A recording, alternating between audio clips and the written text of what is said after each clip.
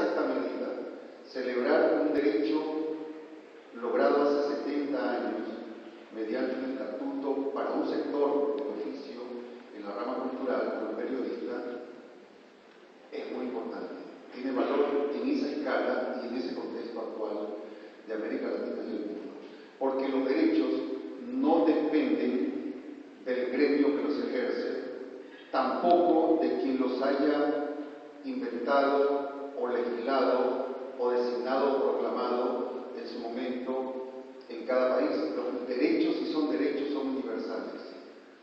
Para el país o para el mundo, pero son universales. Trascienden a quien los haya inventado y trascienden a los sectores que están afectados de forma directa por ese derecho. Y el Estatuto del Periodista Argentino tiene esa medida. 70 años no tiene en América Latina registro histórico de otro en el terreno periodístico que se haya estatuido para defender y regular. Hay un académico norteamericano muy reconocido en su medio que dijo que la mejor ley y estatuto del periodista sería aquella o aquel que no exista. La mejor ley es aquella que no existe o que no debe existir. Eso lo dijo, se usó en Argentina a propósito de la lucha que llevaron ellas hace 6 años para defender el estatuto del periodista. Ese hombre, que además es empresario, debería comenzar para estar de acuerdo con un principio que puede ser noble, que no haya una ley que regule desde afuera lo que debe regularse desde adentro en los medios sociales. Debería comenzar por deponer su propiedad privada y deponer los monopolios a los cuales sirve, para entonces decir, viva la libertad de autorregulación en un medio como el periodístico, que debe estar regulado porque justamente debe defenderse de monopolios, corporaciones. A veces los propios estados son las principales corporaciones contra los medios periodísticos, como hemos visto en el mundo y en América Latina. No necesitamos ser mexicanos para reconocer y reivindicar hoy, 100 años después, los derechos agrarios estatuidos por la Revolución Mexicana de Villa y Zapata. No necesitamos ser bolcheviques para reconocer y reivindicar los derechos estatuidos con esa revolución de 1917 para el mundo.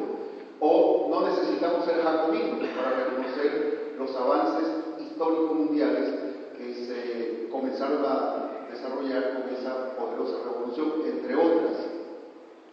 Son derechos universales. ¿Cómo explicar que de 31 países de América Latina y el Caribe, siempre incluyendo el Caribe, solo en 5 estados-nación los gobiernos han desarrollado una reforma, han promovido una reforma de las leyes que regulan el ejercicio periodístico, audiovisual? Eso no es un acto gratuito ni es casual, pero es un dato preocupante, negativo. En 31 estados-nación, solo 5 se han atrevido a eso. Pueden estar llenos de debilidades, límites y contradicciones, porque el peso muerto del pasado seguirá pesando sobre la memoria de los vivos, y las leyes son eso, memoria viva del presente, pero el pasado corporativo, estatal o privado, seguirá pesando como contradicción incluida en esas legislaciones reformadas. Pero son reformas que intentan acoplarse al cambio de la sociedad, que si algo ha modificado es precisamente su relación comunicacional. ¿Cómo puede ser que 27, 26 estados no se atrevan a reformar sus legislaciones que regulan la vida periodística, cuando una de las principales bases de sustentación de los regímenes políticos, de sus instituciones y el equilibrio social es su vida comunicacional?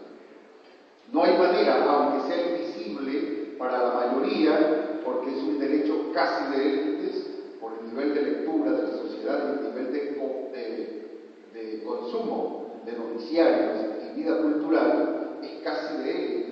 El periodismo, o lo han convertido en casi de élite. Nunca fue masivo, pero nunca tan restrictivo como ahora, porque el divertimento, el entertainment, ha ido suplantando el ejercicio o el consumo periodístico. Y entonces hay un interés fundamental de carácter estratégico en no reformar constituciones que contengan legislación periodística o leyes especiales que modifiquen ese desacoplamiento entre lo que dice y lo que regula y la vida social. Precisamente, no por casualidad, hoy estamos en presencia, según los principales o algunos de los principales teóricos de la geopolítica crítica, en medio de una guerra de dos esferas. Las guerras contemporáneas y las agresiones, que no llegan a ser guerras abiertas, que estamos presenciando en el mundo, tienen dos esferas. Una es la territorial, porque no hay manera de evitarla, pero la otra es la mediática o de prensa. Hace 100 años las guerras se preparaban con algún medio. Hoy las guerras se llevan en paralelo en esos dos terrenos. El difuso de la vida mediática, la información, la comunicación, y el territorial, que también comienza a ser difuso a partir de los aviones conocidos como drones o no tripulados, porque hacen difícil territorializar la guerra porque se hace desde el aire. Eso que se inventó entre la Primera y la Segunda Guerra Mundial lo han logrado sintetizar en los famosos drones. De esa misma manera o con esa misma lógica, las corporaciones mediáticas internacionales actúan como drones invisibles sobre la cabeza de millones. ¿Cómo explicar que 1,5, supongo, debe ser más o menos, no importa, de cada habitante que consume información en este planeta cree cosas que no ocurren, como los fantasmas, en la mente de la gente que cree en fantasmas? ¿Cómo pensar que hay países que se han demonizado, gobiernos que se han satanizado y culturas que se han convertido en contrarias a lo que su postulado plantea para la sociedad, y que eso sea legitimado y tomado como normal? ¿Cómo explicar que, para tomar solo un ejemplo viviente de América Latina, de 42 asesinados en la última embestida de carácter fascistoide aplicada en Venezuela en los últimos 3 meses, solo 5 son estudiantes? Y en la información que maneja la mayoría del planeta adulto que consume información es exactamente la inversa.